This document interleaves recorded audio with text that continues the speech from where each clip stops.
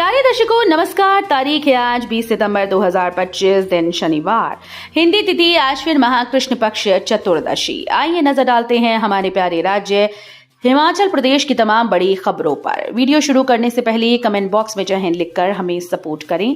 तो चलिए शुरू करते हैं। विकास पर्यावरण के बीच बनाना होगा संतुलन। सीएम बोले, आपदा और जलवायु परिवर्तन के दौर में बदलने होंगे तरीके। राज्य में वर्ष 2023 से 25 में जलवायु परिवर्तन और आपदा जैसी स्थितियों को ध्यान में रखते हुए वनों के संरक्षण के लिए ग्राम वन प्रबंधन समितियों की भूमिका अधिक महत्वपूर्ण हो गई। अवैध गतिविधियों पर नजर रखने के लिए वन विभाग के साथ मिलकर ये समितियां काम करेंगी और उनके प्रयासों के लिए उन्हें सम्मानित भी किया जाएगा। प्रदेश सरकार वन विभाग में कर्मचारियों की कमी दूर करने और वनों की रक्षा में मदद करने के लिए वन मित्रों की नियुक्ति कर रही है। मुख्यमंत्री सुखविंदर सिंह सुक्खू ने युवाओं से वनों के संरक्षण के आंदोलन में सक्रिय भाग लेने का आह्वान किया। उन्होंने भावी पीढ़ियों के लिए एक सुरक्षित, समृद्ध और हरित हिमाचल सुनिश्चित करने के लिए विकास और पर्यावरण संरक्षण के बीच संतुलन बनाने पर जोर दिया। मनाली व लाहौल घाटी की ऊंची चोटियों में गिरे बर्फ के फाहे। मनाली सहित लाहौल स्पीति की ऊंची चोटियों में शुक्रवार को हिमपात हुआ, जबकि घाटी में दिन भर रुक रुक कर बारिश का क्रम जारी रहा। चोटियों पर हल्का ताजा हिमपात होने से ठंड बढ़ गई। हालांकि लेह मार्ग पर वाहनों की आवाजाही सुचारू है, लेकिन मौसम के तेवर ऐसे रहे तो आवाजाही प्रभावित हो सकती है। दूसरी ओर जांस्कर को लाहौल से जोड़ने वाले शिंकुला दर्रे में भी हिमपात हो रहा है।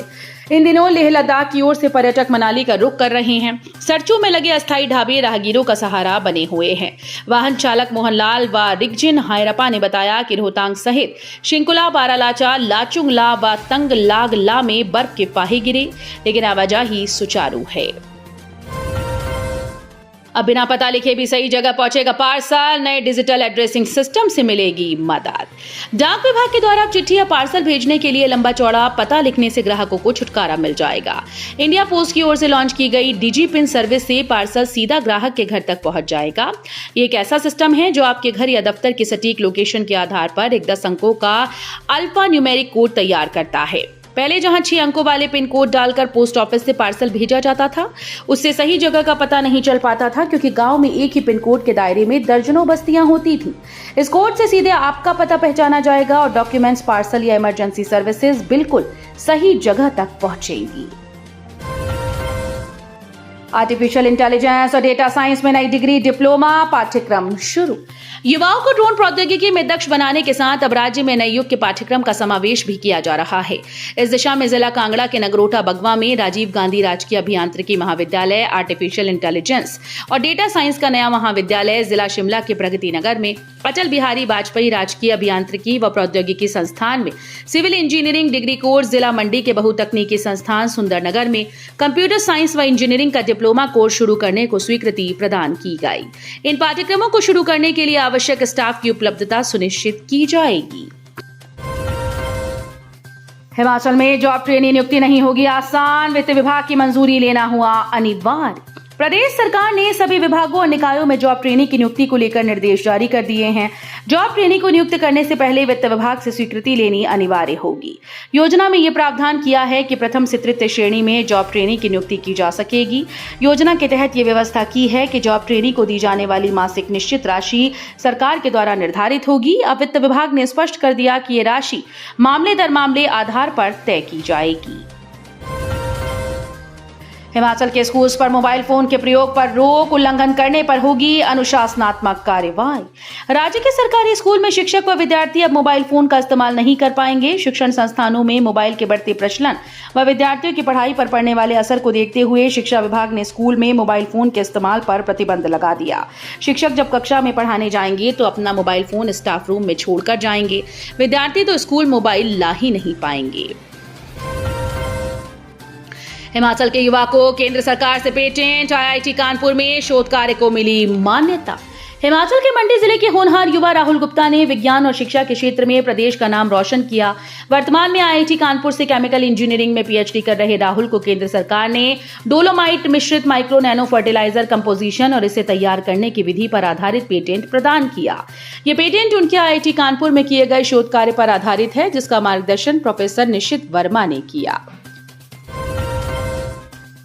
हाईकोर्ट का बड़ा एक्शन। हिमाचल के टोल प्लाजा में 30 अक्टूबर तक लगाई वसूली पर रोक।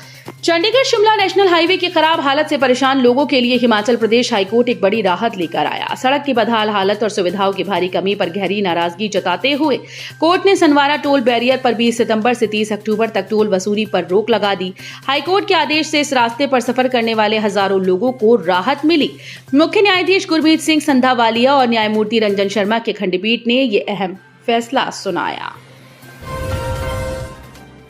एसडीआरएफ को और मजबूत करेगा हिमाचल, मुख्य सचिव सक्सेना बोले, बदला जाएगा ट्रेनिंग मॉड्यूल। आपदा प्रबंधन क्षमताओं को मजबूत करने और आपात परिस्थितियों में और प्रभावी तकनीकी रूप से उन्नत व पर्यावरण के प्रति जागरूक प्रतिक्रिया सुनिश्चित करने पर चर्चा के लिए मुख्य सचिव प्रबोध सक्सेना की अध्यक्षता में एक उच्च स्तरीय बैठक आयोजित की गई। बैठक में एनडीआरएफ, एसडीआरएफ, मौसम विभाग, एनएचएआई, भारतीय भूवैज्ञानिक सर्वेक्षण, लोक निर्माण विभाग, वन विभाग आदि के वरिष्ठ अधिकारी शामिल हुए। मुख्य सचिव ने कहा कि राज्य में आपदाओं की बढ़ती आवृत्ति के कारण एसडीआरएफ को मजबूत करने की आवश्यकता है। उन्होंने एसडीआरएफ टीम के लिए समर्पित प्रशिक्षण मॉड्यूल और कार्यक्रम विकसित करने की आवश्यकता पर बल दिया। नेपाल मॉडल वाले बयान पर फूटा सांसद कंगना रणौत का गुस्सा, कहा देशवासियों को गलत मैसेज ना दें राहुल गांधी। मंडी से लोकसभा सांसद और अभिनेत्री कंगना रणौत ने कांग्रेस नेता राहुल गांधी पर उनके जेन-ज़ी आंदोलन और नेपाल मॉडल से जुड़े कथित बयान को लेकर तीखा हमला बोला। कंगना ने आरोप लगाया कि राहुल गांधी लगातार ऐसे बयान दे रहे हैं जो देश को शर्मसार करते हैं और अस्थिरता पैदा करने की कोशिश करते हैं। कंगना रणौत ने एक बयान जारी कर कहा कि राहुल गांधी हमेशा देश को शर्मसार और अस्थिरता करने वाले बयान देते हैं।